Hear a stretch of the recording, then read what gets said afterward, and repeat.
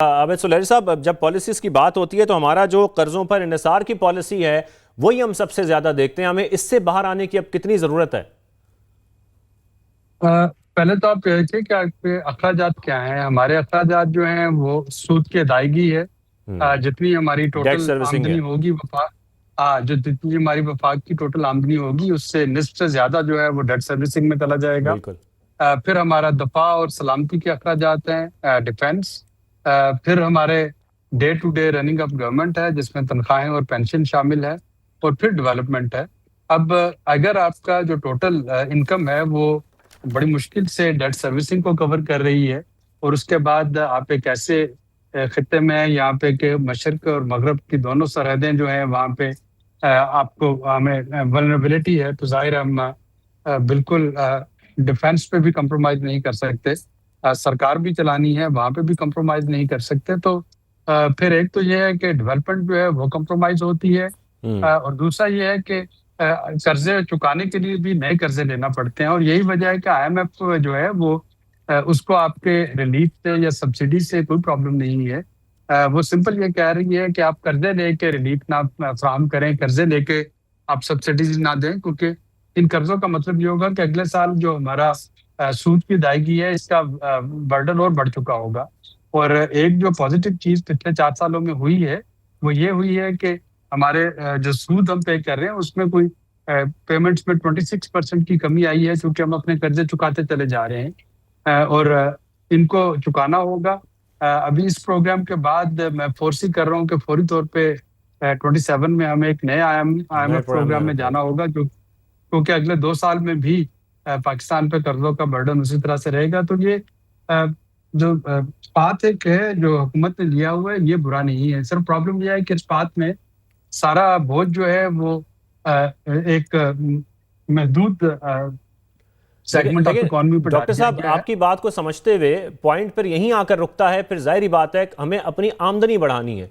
अगर हमें ये सब कुछ करना तो है, डेट सर्विसिंग में इतना पैसा भी देना है, कर्जों पर इन्हिसार भी करना है, अखराजात हम अपने कम नहीं कर सकते, तो फिर तो हमें अपनी आमदनी बढ़ानी है। और वो कैसे बढ़ेगी? वो जो हमारी इंडस्ट्रीज चलेंगी, हमारी एक्सपोर्ट्स बढ़ेंगी, तो उस तरफ तो इस वक्त ग्रोथ के लिए सबसे ज्यादा ध्यान इस वक्त हुकूमत का होना चाहिए, ऐसा ही है? आमदनी आमदनी बढ़ाने सबसे ज्यादा ध्यान इस वक्त हुकूमत का होना चाहिए, ऐसा ही है? आमदनी आमदनी बढ़ाने के लिए हमें बहुत से जो नॉन डॉक्यूमेंटेड सेगमेंट हैं, टैक्सेबल सेगमेंट, उनको टैक्स नेट में लेके आना है।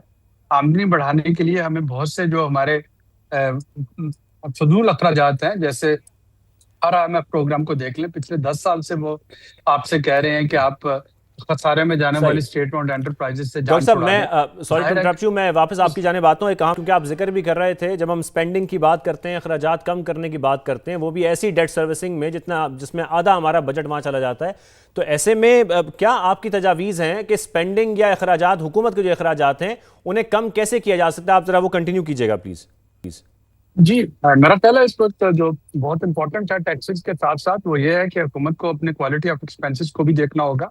और क्वालिटी ऑफ एक्सपेंसेस में वफाकी हुकूमत को स्पेशली वो तमाम अखराजात जो कि सूबाई मैंडेट है उनसे करने से गुरेज करना चाहिए। इस वक्त हम अभी जब बजट आएगा हम सब बैठ के उस पर तनकीद कर रहे होंगे कि तालीम के लिए इसमें कुछ नहीं है, सेहत के लिए कुछ नहीं है, ज़राअत के लिए कुछ नहीं है, पीने के पानी के लिए कुछ नहीं है। और ये तमाम वो इश्यूज हैं जो कि सूबाई मैंडेट में आते हैं। जब सूबों के पास अपना तरक्याती बजट है तो हमें सूबों पर जोर डालना चाहिए कि वो एनएफसी की तर्ज पे अपना पीएफसी दें, प्रोविंशियल फाइनेंस कमीशन अवार्ड, जिसमें कि बड़ा क्लियरली बताएं कि वो उनके पास जो रकम आ रही है वो इन अजला में किस तरह से खर्च रहे होंगे।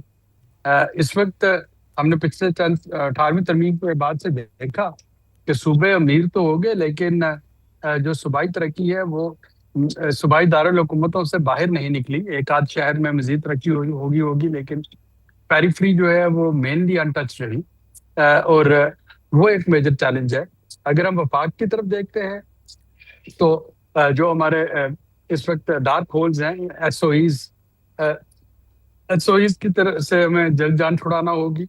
और हमें ये देखना होगा कि कौन से हमारी टैक्स एग्जम्पशन ऐसी हैं जो कि सिर्फ एलीट को फायदा दे रही हैं, ताकि उनसे जान छूटे। तो हम्म। मैं यस, हमारे वसाइल महदूद हैं, लेकिन मेरा ख्याल है कि महदूद वसाइल को में रहते हुए काफी कुछ बेहतर किया जा सकता है अगर हम अपनी प्रायोरिटीज बेहतर कर लें। अपनी प्रायोरिटीज़ अगर बेहतर कर लें। डॉक्टर शफकत साहब, अगर मैं अब यही बात को आगे बढ़ाऊं, जो डॉक्टर आबिद सुलैर साहब भी कह रहे हैं कि जो प्रोविंसेस की फिर जिम्मेदारी है स्पेंडिंग की, अब ज़ाहिर हम ये कहते हैं कि वो बहुत लो रेवेन्यू मोबिलाइजेशन में होते हैं हमारे प्रोविंसेस, तो ज़रा ये प्रोविंसेस को भी अब सोचने की ज़रूरत है कि किस तरीके से उन्होंने स्पेंडिंग के साथ साथ रेवेन्यू जनरेशन भी करनी है, ये बहुत ज़रूरी है उनके लिए भी।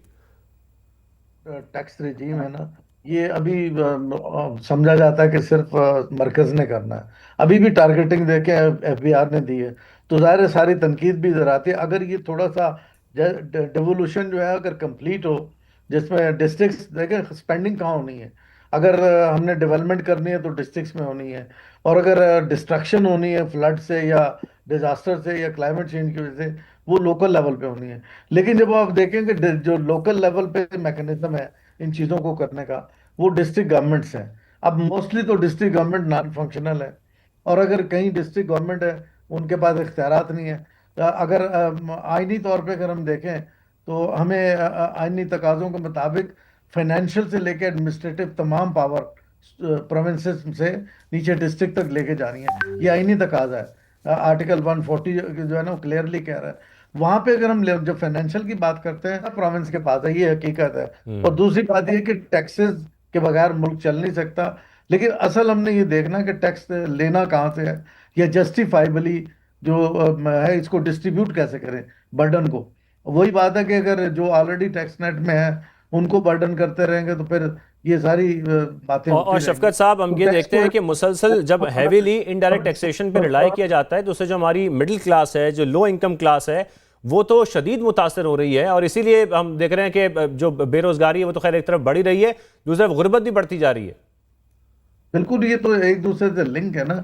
देखिए ना, अगर आप यही वजह है कि हम जब बात कर रहे हैं कि बजट को अगर हम सिर्फ स्टेबलाइजेशन का रखें, या जो इसको हम कहते हैं जी मैक्रो इकोनॉमिक स्टेबिलिटी रहे, वो रखना सबसे इम्पोर्टेंट है इस वक्त। फिर जो हमारे मेजर बड़े खर्चे हैं जिसमें डेट सर्विसिंग है और बाकी चीज़ें हैं जिनका हम जिक्र कर रहे हैं, उन सब के बाद अगर गुर्बत बढ़ती रहेगी तो इस तरह सारे अमल जो हैं वो नेगेटिव होते जाएंगे।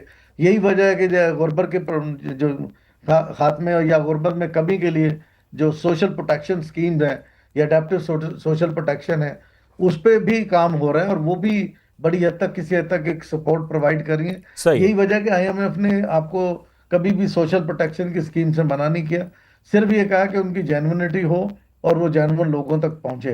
अब अगर सूबे नीचे डिवॉल्व करेंगे तो गुर्बत का एलिमेंट भी जो है ना वो वहां पे कम होगा, क्योंकि सूबों ने नीचे डेवलपमेंट को भी करना है, और उनकी जो वर्नरेबिलिटी है चाहे वो गुर्बत की शक्ल में है या डिजास्टर के अगेंस्ट है। बिल्कुल, ये IMF के साथ डीलिंग पर एक कमेंट हम डॉक्टर आबिद सुलैर साहब से भी ले लेते हैं। आबिद साहब, जब IMF से डीलिंग की बात आती है, हम हमेशा कहते हैं IMF की बड़ी सख्त शराइतें, लेकिन क्या IMF हमें किसी किस्म का रिलीफ देने से या ग्रोथ करने से रोकता है, या IMF ये कहता है कि अगर आप रिलीफ देना चाहते हैं तो कोई ऑल्टरनेटिव बता दें कि फिर वो पैसा या वो रेवेन्यू आपने कहाँ से इकट्ठा करना है?